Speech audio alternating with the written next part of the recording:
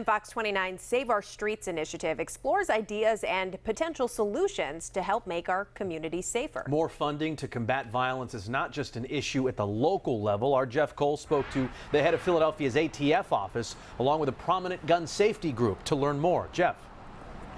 Yeah, two people working the same side of that issue, or at least working the gun issue. Biden's visit to New York today was to deal and talk about gun violence and gun trafficking in the city of New York that has led to violence and mayhem. It is obviously the same story in Philadelphia. So the question is, can the federal ATF Bureau, is it up to the work of cutting gun violence in this city?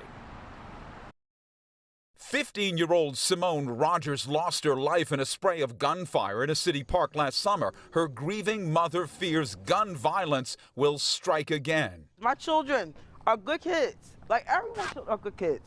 We shouldn't have to live like this. It's fearful. Our primary mission is to reduce firearm violence in the city of Philadelphia. Along with police, it's the role of the Federal Bureau of Alcohol, Tobacco, Firearms, and Explosives, ATF, to combat gun violence. But the leader of a national gun safety group says ATF is not up to the job.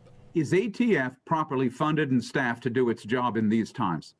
ATF has been starved for federal funding for many, many years. Robin Lloyd of Giffords, founded by former Congresswoman Gabby Giffords, seriously injured in a shooting, says ATF does not have the resources to aggressively disrupt the flow of illegal firearms and hold gun traffickers responsible. More needs to happen on the front end so we prevent these firearms from even getting into the hands of people that shouldn't have them. It varies. Matthew Varisco leads the Philadelphia office of the ATF. He argues his agency works closely with police to pull crime guns off the street, but admits ATF falls short on yearly inspections of Pennsylvania's 3,100 federal firearms dealers. Do you do that? Can you do that?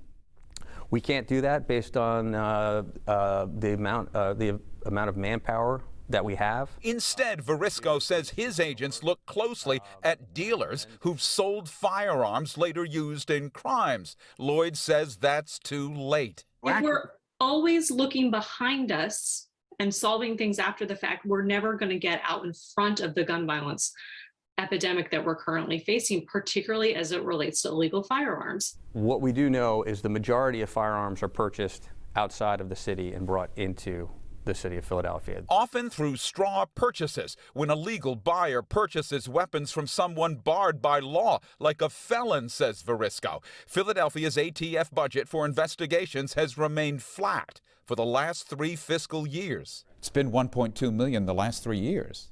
Correct. While gun violence has climbed, Lloyd of Giffords argues that's a big problem. We're provided that money from Washington, D.C., from headquarters, and we do the best we can with what we're provided.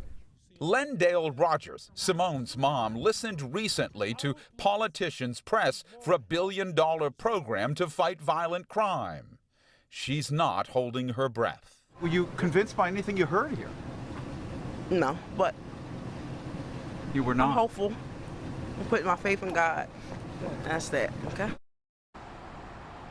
So Biden in New York talked about trying to break up what's called the iron pipeline. That's guns flowing often from the south up to East Coast states where there are big gun problems. It is the same issue here. Mayor Kenney has long complained that the more guns police pull off the streets here, they are replaced with illegal firearms. Live here in Old City, I'm Jeff Cole, Fox 29 News. Jason. Thank you, Jeff. And for more Save Our Streets resources and stories, or if you have an idea, go to fox29.com.